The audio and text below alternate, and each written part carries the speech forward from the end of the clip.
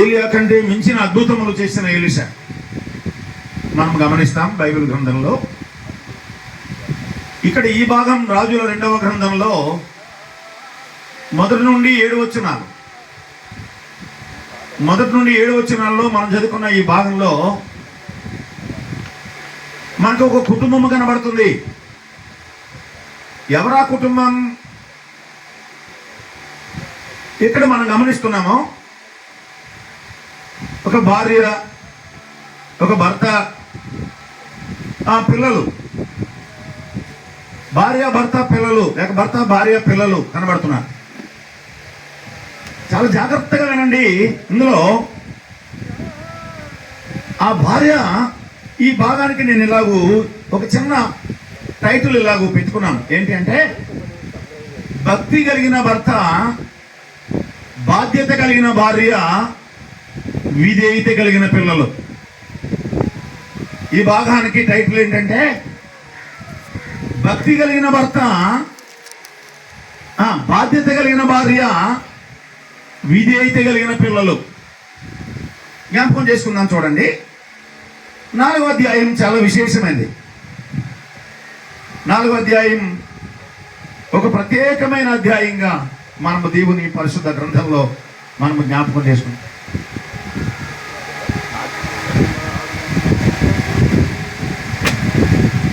ఇక్కడ మనం గుర్తుపెట్టుకోవాల్సిన విషయం ఏంటంటే, భర్త చనిపోయాడు, భక్తి కలిగిన భర్త చనిపోయాడు. ఇప్పుడు ఈ భార్య ఎంత బాధ్యత తీసుకుందో చూడండి. ఈ భార్య దైవజనుడైనటువంటి ఎలీషాతో ఏమాట్లాడుతుందంటే,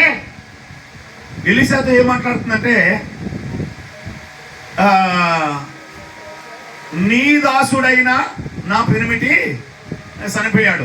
అదే మనం చదువుకున్న భాగం. నీ దాసుడు అంటుంది, నేను కూడా నీ దాసురాలనే. 2వ వచనం చివరిలో ఏమని చూడండి, నీ దాసురాలనైనా నా ఇంటిలో అంటుంది. నీ దాసురాలనైనా నా ఇంటిలో అని 2వ వచనం చివరిలో చెప్పింది. 1వ వచనంలో నీ దాసుడైన నా పెనిమిటి అంటుంది. నేను నీ దాసురాలనే, నిద్రించిన నా భర్త కూడా నీ దాసుడే అని చెప్పి ఎలీషాని ఆ ఇంటికి ఒక యజమానిగా ఎంచి, మేమిద్దరము నీ దాసులము, నా పెనిమిటి నీ దాసుడు, నేను కూడా నీ దాసురాలనే. మరి అయితే ఏంటి చెప్పమ్మా, సంగతి ఏంటి? నా పెనిమిటి చనిపోయాడు అని చెప్తుంది. నా పెనిమిటి చనిపోయాడు అని చెప్తుంది. ఇక్కడ మనం గుర్తుపెట్టుకోవాల్సిన సంగతి ఏమంటే, చనిపోయిన భర్త ఎలాంటి వాడు ఆలోచన చేయండి. చెల్లి రాంబాబు గారు చాలా ప్రియాలు మేము మాట్లాడుతున్నప్పుడు మామూలుగా ఇలా చెప్పేవాళ్ళు, బావగారుగా భావించుకుని మాట్లాడుతూ ఉండేవాళ్ళు ఆయనతో. మా చెల్లి ఎలా ఉన్నారు, పిల్లలు ఎలా ఉన్నారు, ఇలాగైనా మాట్లాడుతున్నప్పుడు చాలా చక్కగా ఆయన మాట్లాడడం. రాంబాబు గారి యొక్క భక్తి విధానం కానీ, రాంబాబు గారు ఆయన ఎంతో వినయ విధేయతలు కలిగిన వాడు, భక్తి కలిగిన వాడు, ఆయన ఆత్మీయుడు, అందం కలిగిన వాడు, ఆప్యాయత కలిగిన వాడు. ఇంకెన్నైనా చెప్పచ్చు ఆయన గురించి. అలాగునే ఇక్కడ కూడా నా పెనిమిడి చనిపోయాడని దైవజనుడి దగ్గరికి వచ్చి, ప్రవక్త దగ్గరికి వచ్చి ఆమె చెప్తుంది. ఏం చెప్తుంది అంటే, నా పెనిమిటి భక్తి గలవాడని నీకు తెలిసి కదా, నీకు తెలిసే ఉంది కదా అని చెప్పి సంగతి ఎవరు చెప్పింది? దైవజనుడన్న ఎలీషా దగ్గర చెప్తుంది. నా ప్రియమైన సోదరి సోదరులారా, బేవమ్మ కూడా తన భర్త ఎంత భక్తి గలవాడో ఎరుగును. మనం కూడా ఎరుగుతాం, పిల్లలు కూడా ఎరుగును, బంధువులు కూడా ఎరుగును, మనం అందరం ఎరుగుదాం, దైవ సేవకులు ఎరుగును, ఎక్కడున్నటువంటి దైవ సేవకుని కుటుంబం ఎరుగును. ఆయన భక్తి గలవాడు. అయితే అక్కడ మనం గుర్తుపెట్టుకోవాల్సిన సంగతి ఏమిటి అంటే, భక్తి గల భర్త వెళ్ళిపోయిన తర్వాత ఆమె ఏమి వెనక్కి వెళ్ళిపోయింది కాదు, ఇందాక మనం విన్నాం, వెనక్కి వెళ్ళిపోలేదు. కానీ ఆ సంగతి ఆమె ఎదుర్కొంటున్న పరిస్థితులు ఎవరితో చెప్తుంది? ప్రవక్త దగ్గర తీసుకొచ్చింది. సంగతి ప్రవక్త దగ్గర తీసుకొచ్చింది. ఎలీషా ప్రవక్త దగ్గర తీసుకొచ్చింది. నాడైనా నేడైనా గుర్తుపెట్టుకోండి, కుటుంబ యజమాని లేకపోయినా, యజమానురాలు లేకపోయినా, పిల్లలు ఒకవేళ కోల్పోయినా, మనకు ఒక యజమానుడు ఉన్నాడు. ఆయన దగ్గరికి సంగతి తీసుకురావాలి. ఫిలిప్పీ పత్రిక 4వ అధ్యాయం 6వ వచనం ఏం చెప్పింది? దేవుని గురించి మీరు చింతపడకండి, కృతజ్ఞతాపూర్వకంగా 4వ అధ్యాయం 6వ వచనంలో చెప్పాడు, ప్రార్థన విజ్ఞాపనల చేత మీ విన్నపములు దేవునికి తెలియచేయండి అన్నది. నాడు ఎలీషా, నేడు మన పరమ ఎలీషా, మన ప్రభు అయిన యేసుక్రీస్తు. ఆయనకి తెలియచేయాలి. అది ఎంత కష్టమైంది, ఆయనకి చెప్పాలి, ఆయనకి చెప్పాలి. ఈ కుటుంబం చేస్తుంది అదే, చెల్లి బేబమ్మ చేస్తుంది కూడా అదే, బిడ్డలు చేస్తుంది కూడా అదే. నా తండ్రి భక్తి గలవాడు, నా తండ్రి బాధ్యత గలవాడు, నా తండ్రి అని చెప్పి ఆలోచించిన దైవజనులు పెద్దల దగ్గరికి వచ్చి, సంఘానికి వచ్చి ఆమె చేస్తున్న విధానాలు చెప్తున్న అన్ని కూడా మనం ఎరుగుదాం. రైట్. ఇప్పుడు నేను చెప్పాలనుకుంది ఏంటంటే, భక్తి వల్ల ప్రయోజనాలు ఏమిటి? చాలా మంది భక్తి చేస్తున్నారు. కొన్ని క్రైస్తవ్యంలో భక్తి చేసేవారు ఉన్నారు. కొందరు క్రైస్తవ్యానికి వెలుపట కూడా భక్తి చేసేవారు ఉన్నారు. వారిని భక్తులే అంటారు, వీరిని కూడా భక్తులే అంటారు. అసలు ఈ భక్తి వల్ల, ఈ భక్తునికి వల్ల కలిగే ప్రయోజనాలు ఏమిటి? ఒక మాట చూద్దామా? నెంబర్ 1, మొదటి పాయింట్ చూడండి. 16వ కీర్తన 3వ చరణం చూడండి. ఆమె ఏమంటుంది ఇక్కడంటే, 4వ అధ్యాయంలో ఏముంది? నీ దాసుడైన నా పెనిమిటి అతడు యెహోవా యందు భక్తి గలవాడై ఉండేనని నీకు తెలుసు కదా ఉంది కదా. రైట్, నీకు తెలుసు కదా ఎలీషా, నీకు తెలుసు కదా నా పెనిమిటి ఎంత భక్తి గలవాడో నీకు తెలుసు కదా అని చెప్పింది. అంతేగాని అప్పులు చేసి వెళ్ళిపోయి మమ్మల్ని తిప్పలు పెడుతున్నాడు అనే మాట ఆమె చెప్పలేదు. చాలా మంది భార్యలు ఇలా చెప్పేవారు చాలా స్థలాల్లో ఉన్నారు. వెళ్ళిపోయాడు, నా మీద పెట్టి వెళ్ళిపోయాడు, ఈ బాధ్యత నా మీద పెట్టి వెళ్ళిపోయాడు, ఈ భారం నా మీద పెట్టి వెళ్ళిపోయాడు, నేను భరించలేను అని చెప్పి భర్త లేకపోయినా లేక నిష్ఠూరమైనటువంటి మాటలు మాట్లాడేవారిగా ఉన్నారు. ఇక్కడ ఏమన్నాడు చూడండి, ఆమె అలా చెప్పలేదు. సరే, 16వ కీర్తన 4వ చరణం 3వ చరణంలో ఏముంటుందంటే, నేను ఇలాగందును భూమి మీద ఎవరున్నారు? భక్తులే శ్రేష్ఠులు. దేవుడు పలుకుతున్నటువంటి మాట కీర్తనకారుడు ద్వారా, భూమి మీద ఉన్న భక్తులే శ్రేష్ఠులు, వారు నాకు కేవలము. అలాగైతే యెహోవా యందు భక్తి కలిగినటువంటి చెప్పండి, ఈ ప్రవక్తల శిష్యుల్లో ఒకన భార్య చెప్తుందని 4వ అధ్యాయంలో చదువుకున్నామే. ఈ భక్తి విధానం చూడండి. భక్తి అనే 2 అక్షరాలు దేవుడు ఏమంటున్నాడు చెప్పండి? భూమి మీద ఉన్న భక్తులే శ్రేష్ఠులు, వారు నాకు కేవలము, నాకు ఇష్టలు. అయితే ఇప్పుడు మనం పరిశీలన చేసుకుని తెలుస్తుందంటే, నువ్వు చేస్తున్న భక్తి నీ దేవునికి ఇష్టమైందేనా? నేను చేస్తున్న భక్తి దేవాది దేవుడే నాకు ఇష్టలు అన్నాను. భూమి మీద ఉన్న భక్తులు నేను ఇష్టపడుతున్నాను. ఎందుకు ఇష్టపడుతున్నాను? వారికి ఇల్లు ఉందని కాదు, వారికి విద్య ఉందని కాదు, వారికి ఆస్తి ఉందని కాదు, వారికి అందం ఉందని కాదు. వారిలో ఏముంది? భక్తి ఉన్నది. భక్తి ఉన్నది. సోదరుడా, సోదరి, యమనస్తుడా, యమనరాలా, నా ప్రియమైన బంధుమిత్రులారా, దయచేసి గమనించండి. నీలో, భూమి మీద ఉన్నటువంటి నీలో, నాలో పరమందున్నటువంటి దేవుడు చూస్తున్న కొలత ఏమిటి అంటే భక్తి, దైవభక్తి. దైవభక్తి దైవభక్తి దైవభక్తి ఎంత ప్రయోజనకరమైందో తిమోతి పత్రికలో చెప్పాడు. కానీ నేను ఇక్కడ పోవట్లేదు. కానీ ఒక్క మాట మీరు గమనించండి. కనుక ఇప్పుడు మీరు చూడండి, భూమి మీద భక్తులే శ్రేష్ఠులు, వారు నాకు కేవలము ఇష్టం. అలాగైతే నీవు నేను చేస్తున్న భక్తి వలన మనము దేవునికి ఇష్టలుగా మారిపోతున్నాము. ఇది మొదటి పాయింట్. దేవునికి ఇష్టలం. నువ్వు దేవునికి ఇష్టపడంగా కావాలా? నీ భక్తిలో ఆయన చూస్తున్నాడు, ఆయనకి ఇష్టం కావట్లేదు. నువ్వు ఆయనకి ఇష్టడుగా కావాలా? నేను ఇష్టడు కావాలా? నువ్వు ఇష్టరాలు కావాలా? అయితే గమనించండి, ఆయన ఇష్టపడాలి అంటే ఆయన ఇష్టపడేటట్టుగా నీలో ఉండవలసింది భక్తి. రైట్. నెంబర్ 2, భక్తి రెండోది ఇంకేం చేస్తుంది? యోబు గ్రంథం 4వ అధ్యాయం 6వ వచనం. యోబు గ్రంథం 4వ అధ్యాయం 6వ వచనం. నీ భక్తి నీకు ధైర్యం పుట్టించదా? ఓ, ఈ మాట గమనించండి. నీ భక్తి నీకు ధైర్యం. ఈ పగటి వేళ గుర్తించండి, ఆలోచన చేయండి. భక్తి ధైర్యాన్ని పుట్టిస్తుంది. ధైర్యం అంటే చాలా విషయం మంచిదండి. ధైర్యం అంటే చిన్న విషయం కాదు. ధైర్యం. నీకు భక్తి ఉంటే భర్త లేకపోయినా నీకు ధైర్యం ఈ లోకంలో జీవించడానికి. నీకు భక్తి ఉంటే ఒకవేళ భార్య లేకపోయినా దేవుడు తీసుకున్నా నీకు ధైర్యం. భక్తి ఉంటే కుమారుడు లేకపోయినా నీకు ధైర్యం. భక్తి ఉంటే కుమార్తె లేకపోయినా నీకు ధైర్యం. భక్తి ఉంటే అన్నదమ్ములు లేకపోయినా నీకు ధైర్యం. భక్తి ఉంటే ఆస్తి లేకపోయినా నీకు ధైర్యాన్ని ఇస్తుంది భక్తి.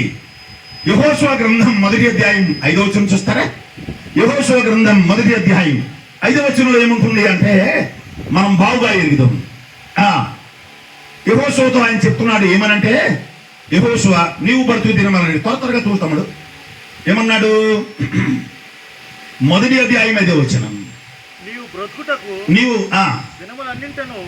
జాగ్రత్త గమనించి 1వ అధ్యాయం 5వ వచనం. 5వ వచనం. నీవు బ్రతుకు దినమలన్నిటను ఏ మనుషుడును నీ ఎదుట నిలవలేకయుండును. నేను మోసేకి తోడైనట్టు నీకును తోడైందును. 6వ వచనం. నిన్ను విడువను, నిన్ను ఎడబాయును. నిబ్బరము కలిగి ఎలా ఉండాలి? ధైర్యం. ఎలా ఉండాలి? ధైర్యం. ఈ మాట చూడండి. 9వ వచనం. నేను నీకు ఆజ్ఞాపించున్నాను కదా, నిబ్బరము కలిగి చెప్పండి. ధైర్యం.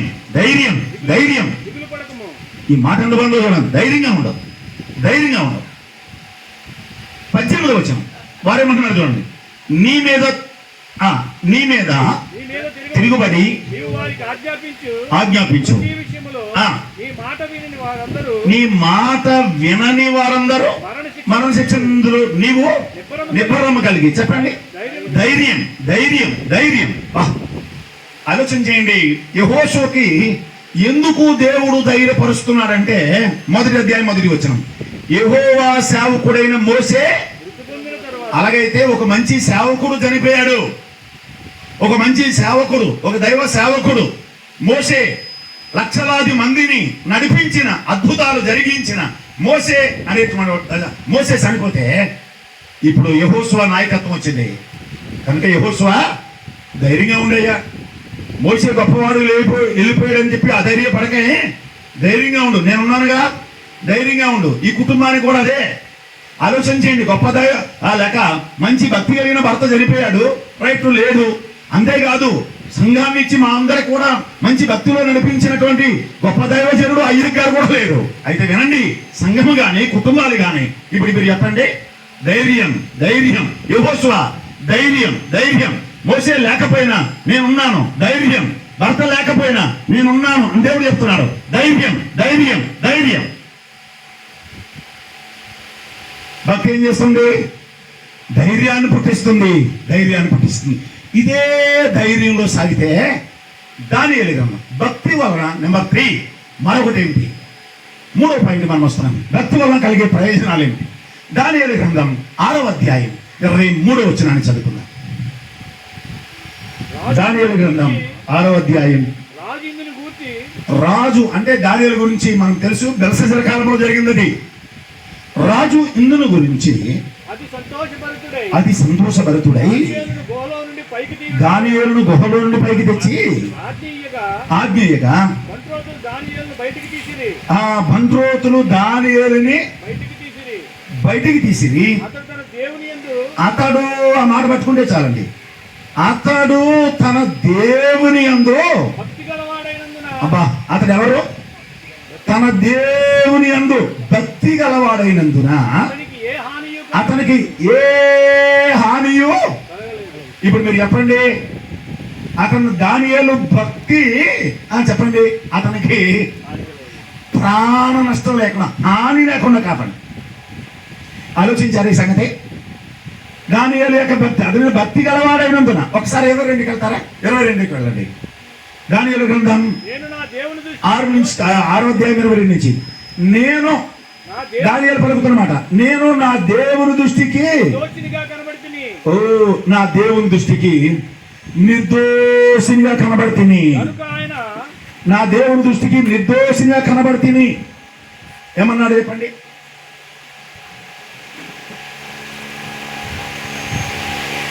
అయితే దానియేలు భక్తి ఏం చేస్తుంది చెప్పండి? నా దేవుని దృష్టిని నిర్దోషంగా కనబడుతుంది గనుక ఆయన తన దూతను పంపించి, దూత ఎక్కడున్నాడు? ఎక్కడుంటాడు దూత?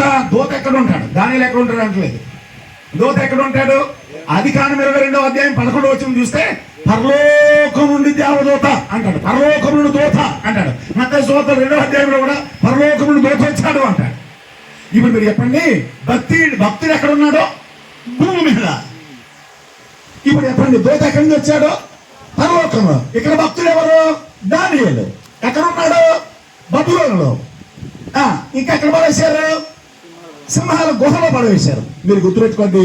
కానీ సింహాల గుహలో పడవేసిన దానియేలుకి చెప్పండి, దానియేలు భక్తి పరలోకాన్ని కదిలించి దేవాది దేవుడే నువ్వు వెళ్ళు అని చెప్పి ఎవరు పంపించాడో?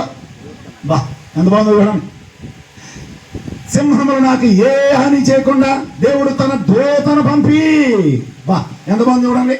అలాగైతే భూమి మీద నువ్వు చేసే భక్తి ఏదో ఉల్టా భక్తి, ఏదో అటు ఇటు చేసినట్టు కాదు. దయచేసి గమనించాలి. పరలోకాన్ని కదిలించింది దానియేలు భక్తి, పరలోకాన్ని కదిలించింది. అందుచేత దేవుడు తన దూతను పంపించి, జరిగింది ఏంటో చూడండి. దూతను పంపించి, సింహములు నాకు ఏ హానియు భక్తి నీకు జరిగే హాని నుండి తప్పిస్తుంది. భక్తి నీకుండే నీకు కలిగించే హాని, ఎవరైనా నీకు హాని తలబడితే దాని నుండి తప్పించడానికి అవకాశం ఉంది. ఇక్కడ కూడా చాలా సంగతులు ఉన్నాయి. ఇంకా చూడండి, 22వ వచనం పూర్తి చేయండి. ఏ హానియు చేయకుండా వాటి ఎవరైనా నీకు హాని చేయించాలని ఇష్టానుసారంగా నీ మీద మాట్లాడుతుంటే నోళ్ళు కూడా ఏం చేస్తుంది? బాగుందండి, ఎంత బాగుందో చూడండి. మోయిస్తుంది. ఇందులోనే ఇంకా చూడవచ్చు మనము.